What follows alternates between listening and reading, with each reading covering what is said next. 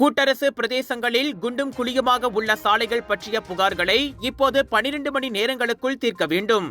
முன்பு இது 24 மணி நேரமாக இருந்ததாக கூட்டரசு பிரதேச அமைச்சர் டாக்டர் ஜலிஹா முஸ்தபா கூறினார். இந்நடவடிக்கையானது 3 கூட்டரசு பிரதேசங்களிலும் குறிப்பாக கோலலம்பூர் சாலைகளில் குழிகள் அறவே இருக்கக்கூடாது என்ற கொள்கைக்கு ஏற்ப அமைகிறது. சாலை பயனர்களின் பாதுகாப்புக்கு இது மிகவும் முக்கியமானது. குறிப்பாக இவ்வாண்டு மலேசியா ஆசியானின் தலைமைத்துவத்தை ஏற்பதாலும் அடுத்த ஆண்டு மலேசியாவுக்கு வருகை தரும் ஆண்டுக்கு நாடு தயாராகி வருவதாலும் இது முக்கியத்துவம் பெறுவதாக அமைச்சர் தெரிவித்தார்.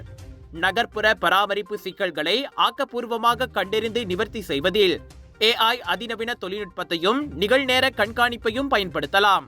இதன் மூலம் சம்பவ இடத்திற்கு அதிகார தரப்பு விரையும் நேரங்களை குறைக்க முடியும் என்று ஜலிஹா நம்பிக்கை தெரிவித்தார்.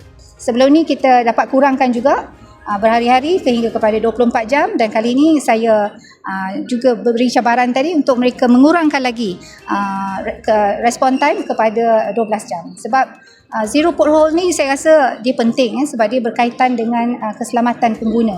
Jadi baru-baru ni pun saya lihat ada macam saya sebut tadi disampaikan terus kepada saya tentang perkara ini dan alhamdulillah selepas diambil tindakan yang segera perkara itu telah dapat diselesaikan dengan cepat dan akhirnya keselamatan warga itu menjadi satu keutamaan kepada kita. Itu yang saya bincang dengan Datuk Wanda. InsyaAllah kita akan cuba usahakan untuk mempercepatkan usaha-usaha ni daripada 24 jam kepada 12 jam. Saya rasa boleh dengan teknologi yang kita ada, aduan itu sampai dengan segera kepada kita dan insyaAllah tindakan juga akan dapat dilakukan dengan segera. Dan ini adalah reformasi pada perkhidmatan. இவ்வேளையில் கோலலம்பூரில் AI அதிநவீன தொழில்நுட்ப வசதியுடன் கூடிய 5000 CCTV கேமராக்கள் பொருத்தப்பட்டுள்ளன. இந்த CCTVகள் பொதுமக்களின் பாதுகாப்பை மேம்படுத்துவதோடு மட்டுமல்லாமல் ஆபத்து அவசர நேரங்கள், போக்குவரத்து சம்பவங்கள் மற்றும் குற்ற செயல்களை ஆக்ககரமாக கண்காணித்து விரைந்து நடவடிக்கை எடுக்க உதவும் என்றார் அவர்.